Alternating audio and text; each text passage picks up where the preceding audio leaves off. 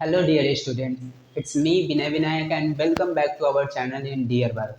दोस्तों आज आप सभी के लिए बहुत ही इम्पोर्टेंट टॉपिक लेकर आया हूँ जिसके विषय में आज हम लोग बात करने वाले हैं। उससे पहले दोस्तों मैं कुछ कहना चाहता हूँ। मैं चैनल पे सही ढंग से रेगुलर वीडियो पोस्ट नहीं कर पा रहा हूँ। उसके पीछे थोड़ा समय का अभाव होने के कारण वीडियो सही ढंग से नहीं पोस्ट कर पा रहा हूँ। अब कोशिश करूँगा कि रेगुलर वीडियो पोस्ट करूँ, इसलिए आप लोग अपना प्यार और सपोर्ट बनाए रखिएगा।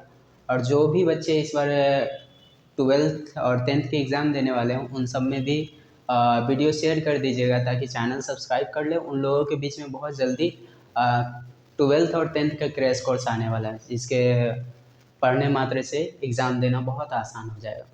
चलिए आज का टॉपिक पे बात करते हैं कि आज का टॉपिक है क्या। तो आज का टॉपिक जो है वो है टूल्स। ये टूल्स क्या होता है? और कोई भी काम हम लोग करते हैं, कोई भी काम हो उसको पहले हम क्या करते हैं, समझते हैं कि करना कैसे है। उसके बाद फिर उस काम को करने में क्या क्या टूल्स यूज करेंगे, जिससे वो काम क्या हो जाएगा, आसान हो जाएगा करना। उसी तरीके से अगर हम बायोलॉजी पढ़ने वाले हैं तो बायोलॉजी तो हम समझ लिए कि बायोलॉजी होता क्या है। अब बात करेंगे कि बायोलॉजी में क्या टूल्स यूज करेंगे जिससे क्या होगा, पढ़ने में आसान हो जाएगा। अब बात करें कि टूल्स का हमें क्यों आवश्यकता पड़ गया, तो देखेंगे जनरली कि 10th के जो बच्चे होते हैं, बिहार बोर्ड के जो बच्चे होते हैं, वो 10th तक क्या करते हैं, हिंदी मीडियम से पढ़ते हैं। उसके बाद जैसे 12th में आते हैं, 11th में आते हैं, वो क्या करते हैं, इंग्लिश मीडियम ले लेते हैं।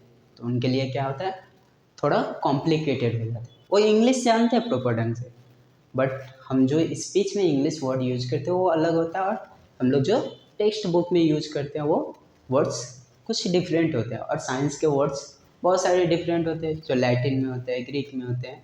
तो हमारे लिए समझना क्या हो जाता है, कॉम्प्लिकेटेड हो जाता है।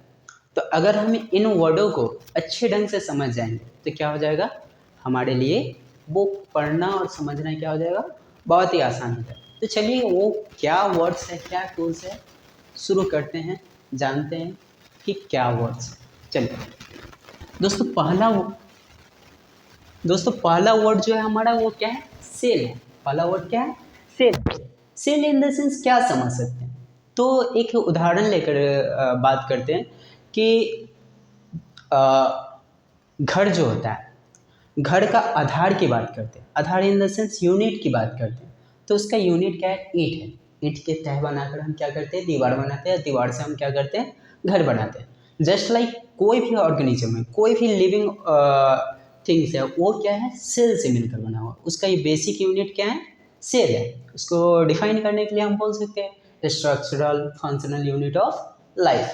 क्या बोल सकते हैं सेल को, structural functional unit of life. इसका मतलब क्या हुआ कि कोई भी ऑर्गेनिज्म उसका शरीर का जो स्ट्रक्चर है या फिर उसके शरीर में जो भी क्रिया हो रहा है, जैसे एग्जांपल ले लेते हैं हमारे हार्ट का धड़कना, ये जो भी क्रिया हो रहा है हमारे शरीर में, भोजन का पचना, हम बोल पा रहे हैं, हमारा हैंड मूव हो रहा है, लिप्स मूव हो रहा है, नेक मूव हो रहा है, कुछ भी हो रहा है, ये सारा क्रिया किस पे निर्भर करता है, सेल पे निर्भर करता है। इस बात को हमेशा याद रखेंगे। चलिए नेक्स्ट टॉपिक देखते हैं, टिश्यू।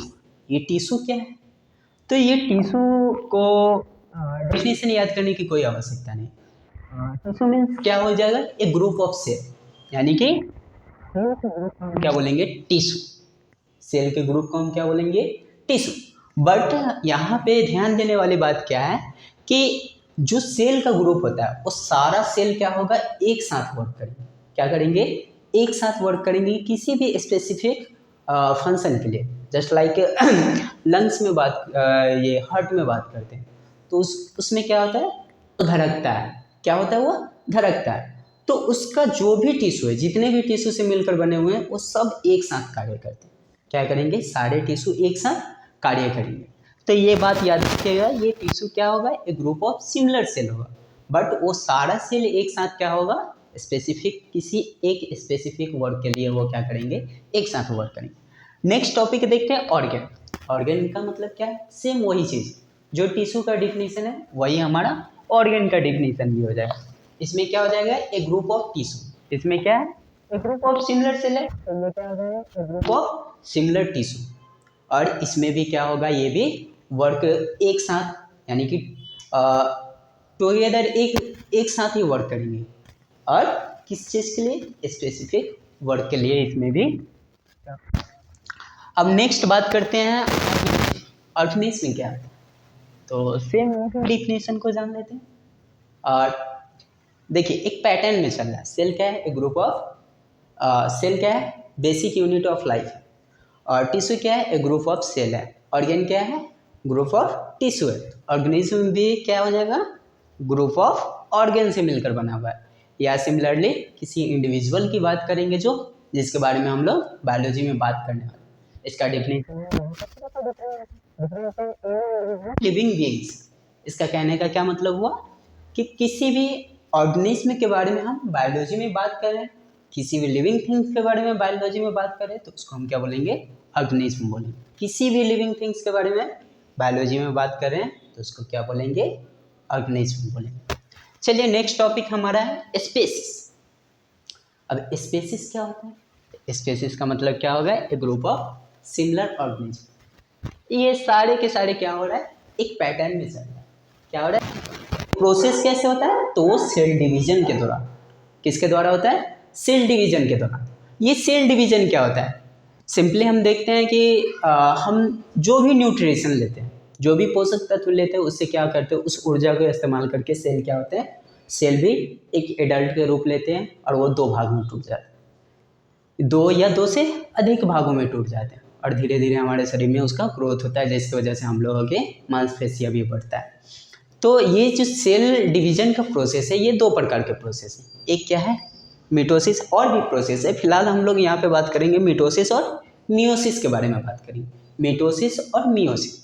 मिटोसिस क्या है, तो मिटोसिस में क्या होगा, सेल डिवीजन होगा, बट क्या होगा, दो भागों में टूटेगा। यहाँ पे सेल क्या होगा, दो भागों में टूटेगा, और दोनों एक दूसरे से आइडेंटिकली सिमिलर होगा, इसलिए हम क्या बोलेंगे उसको, इसके डेफिनेशन को देख लेते हैं, cell division that result in two identical daughter cell.